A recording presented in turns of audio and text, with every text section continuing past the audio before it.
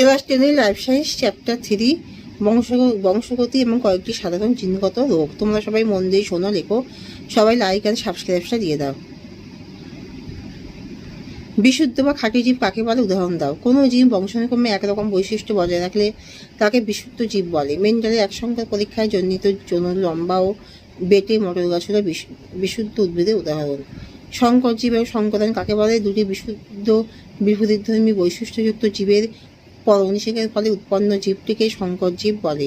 সংকর জীব সৃষ্টির পদ্ধতিকে সংকরায়ন বলে, যেমন খাঁটি লম্বা এবং খাঁটি বেটে।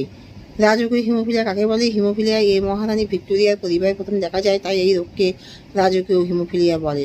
প্রকারণ কাকে বলে? কারণ কি যৌন জনের সময় জিনের পরিবর্তে বা পরিবেশের প্রভাবে একই প্রজাতির জীবের মধ্যে যে পার্থক্য দেখা যায় তাকে প্রকারণ বলে।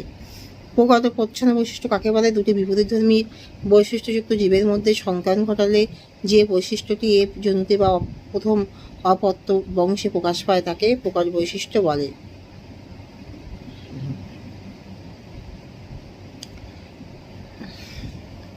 তাকে প্রকাশ বৈশিষ্ট্য বলে।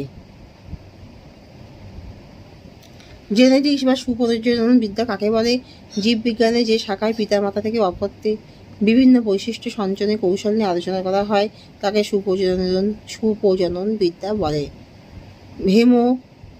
হোমোজাইগাস বা সমসংকর জীব কাকে বলে? কোনো জীবের ক্রোমোজোমের নির্দিষ্ট লোকাসে একই প্রকার জিন থাকলে তাকে হোমোজাইগাস জীব বলে। অ্যালিল কাকে বলে? সমস্ত ক্রোমোজোমের কোনো একটি বিন্দুতে উপস্থিত বিপরীতধর্মী জিন জোড়াকে অ্যালিল বলে। মেন্ডেল তার পরীক্ষার জন্য মটর গাছ কেন বেছে নেন?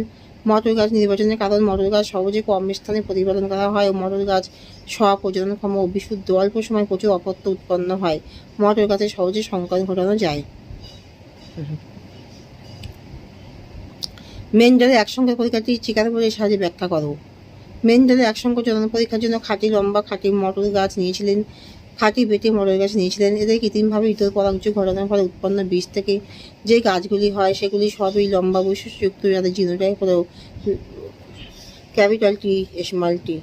এফ জন্য গাছগুলির মধ্যে স্বপরাগযোগ ঘটানো হলে এফতে গাছগুলি উৎপন্ন হয়, তার মধ্যে 3 ভাগ লম্বা 1 ভাগ বেটে বৈশিষ্ট্যযুক্ত, কিন্তু এদের জিনোটাইপ 1 ভাগ খাঁটি লম্বা, 2 ভাগ সংকর লম্বা এবং 1 ভাগ বেটে মটর গাছ দেখা যায়।